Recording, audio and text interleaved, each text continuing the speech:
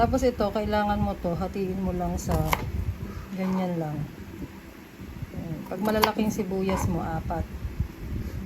Kailangan mo yan mamaya pag nagsabaw. Bubukod mo yan. Ito muna kailangan natin. Okay. Dapat mga ganyan yung hiwa. Oh. Cubes, cubes. Kaldero. Tapos ang lasa. Ayan. Yan yung sinasabi ko na mamaya natin ito gagamitin. Yung buo-buo. Ito muna. Ito muna yung karne nyo. Ganun ulit. Isang pista mo ulit. Asin. Para lumabas yung lasa ng karne mo. Kasi pag di mo siya gaganyanin, parang malansa yung karne. Kaya hindi mo napapansin kung magluluto ako. Lagi kong ginaganyan siya. Kasi pag sinabawan, hindi yan malansa. Ayan. So pagka ganyan, ano ni apoy, at kailangan mo muna siyang pa-brown. Kailangan mag-brown muna siya. Ayan, check natin ulit. Siguro pagka ganun, check mo mga after 5 minutes sa mahinang apoy. Yung pagsasangkot siya. Para lang magmukhang ganyan. Diba? Hindi na siya hilaw tignan. Kanina kasi diba hilaw. So pagka ganyan na hindi na siya mukhang hilaw tignan, pwede mo nang palambutin yan. So kailangan, lagi kang may nakareding tubig na pinakulo. Yan. So, ang sabaw, depende sa'yo. Pero sa ngayon muna, hayaan mo lang munang lumubog. Para madaling kumulo. Diba? Tapos, ang kailangan natin dyan ay buo-buong paminta. Kasi nga nilaga ito eh. So, kailangan natin ng buo-buong paminta. Huwag naman sobrang dami. Yung sakto lang dun sa niluluto mo. Ayan. Ayan. Tapos, kailangan na rin natin lagyan ng lasa. Patis lang naman din yan. Patis lang. Ayan o. Konti lang. Siguro tama na 1 kutsara muna. Depende sa dami na nga ng sabaw mo, diba? Kung konti ka lang magluto, siguro kalahating kutsara muna. Sabi ko nga sa'yo, diba? Diba? Aling matabang, madaling mag-adjust eh. Huwag lang yung sobrang alat. Doon ka mag-iingat. Para hindi masayang yung pagkain mo. So, pagka ganyan, tapos na, hayaan mo na siyang kumulo ng 30 minutes. Siguro sa inyo 30 minutes na kasi malalambot ang karne dyan. Takpan mo na. Sa gulay, ang kailangan mo lang naman ay patatas at saka itong napaka-cabbage. Meron sa inyo nito. Yung sabi ko, pwede mo dagdagan ito ng saba na saging. Nalimutan ko lang eh. Ngayon, tuturuan lang kita paano ito gawin. So, hindi ko alam kung malinis na sa inyo yung napaka-cabbage. Basta tanggalin mo lang yung sungot.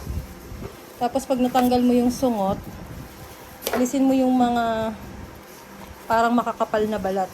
Ayan, tanggalin mo. Huwag mo nang sama yan. Kasi ano na yan eh, nakakabalalak na yan sa lalamunan. Tapos, ihiwain mo lang na ganyan. Hiwain mo lang sa gitna.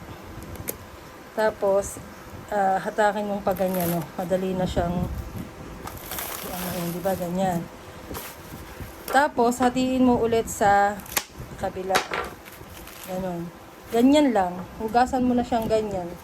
Hindi na kailangang tilad-tilad na maliliit kasi papaibabaw natin ito mamaya sa ating nilaga. Pag kinain mo yan, ganyan, mahaba. Okay?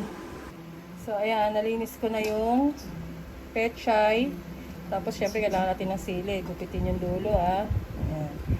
Gusto nyo lang ng sili. Tapos itong iyong patatas, hiwain mo lang sa 4 yung isang buo. Tapos kailangan mo siyang ibabad sa tubig habang hindi mo pa siya niluluto para mawala yung starch niya. At saka ito mo syempre kakalimutan. So bago mag 30 minutes, so mga 15 minutes, ayan, di ba? Halos wala na siyang sabaw. Lagay mo muna yung patatas. Mga 15 minutes yan bago yan lumambot. So makikita mo, halos wala ng sabaw. Kaya mamaya, dadagdagan natin ng sabaw yan. Kaya dapat may nakaredy kang mainit na tubig. Ayan na. Ito na yung patatas. So, magdagdag na tayo ng sabaw. Ito na yan. Kasi gulay na lang ang kulang dyan. Ayan. So, pwede na yung sabaw na yan. Marami na yan. Time na for additional na natin yung wait mo yun, yung bawang mo, sibuyas mong buo-buo, plus ito, plus ito.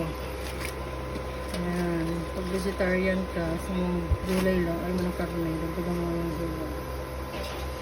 So, bakasan lang natin ng konti ng apoy at palubugin. At syempre, mag-a-add tayo dito ng konting palis. Kasi yan ay tumabang na. Pagka ikaw nagluluto, kalahating kutsara lang. Simulan sa kalahating kutsara. Nilagay na natin lahat ng sabaw. Ayan, pakuluan lang ulit. At balikan.